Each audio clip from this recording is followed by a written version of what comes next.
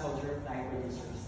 So for mushroom producers, they produce these spent substrates, and some of them are just being discarded despite being rich in micronutrients and macronutrients. Meanwhile, the black soldier fly producers, they have this grass, which is equally dense, nutrient rich. So to close the gap, the collector and distributor and bridge the gap between these three key actors. So the question is, why we target this mushroom sector? I know that everyone here, I guess, gets a mushroom soup, right? Because it's really a high protein rich source. So yeah, it's a healthy protein rich source. It's a low in saturated fats, rich in micronutrients and macronutrients.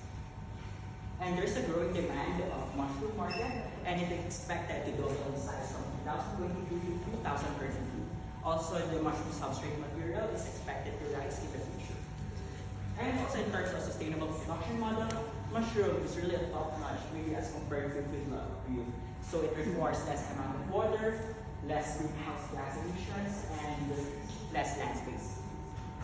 So our business model is straightforward, it's circular, simple, and at the same time, I can say efficient.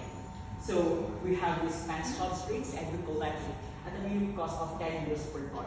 And then the black soldier fly producers pay 25 euros per ton of the feed. And then the larvae consume the nutrients and produce grass, which is valued at 2 euros per kilogram. And we repurpose and reproduce it in a high quality grass pellet, which is valued at 5 euros per kilogram.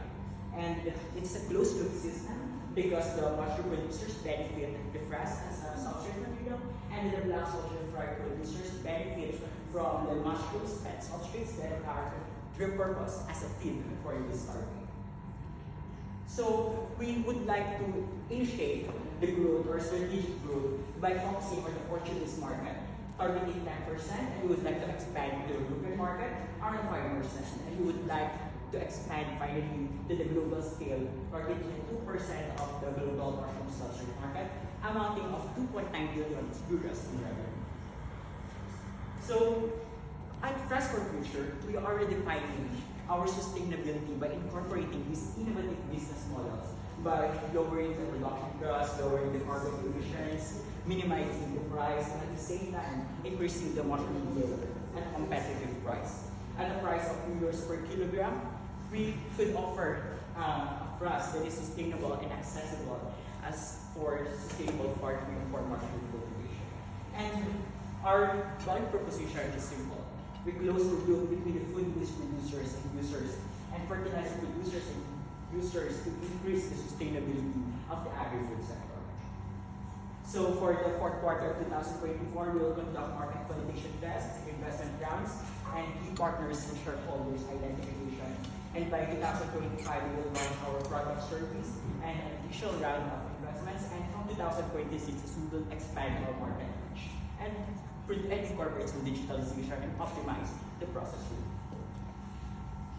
And it's a team, it's a very diverse coming from experts from sustainable farming, agriculture, financial technologies, and marketing specialists. And together, we will transform this food waste valorization and close the loop between the waste and producers.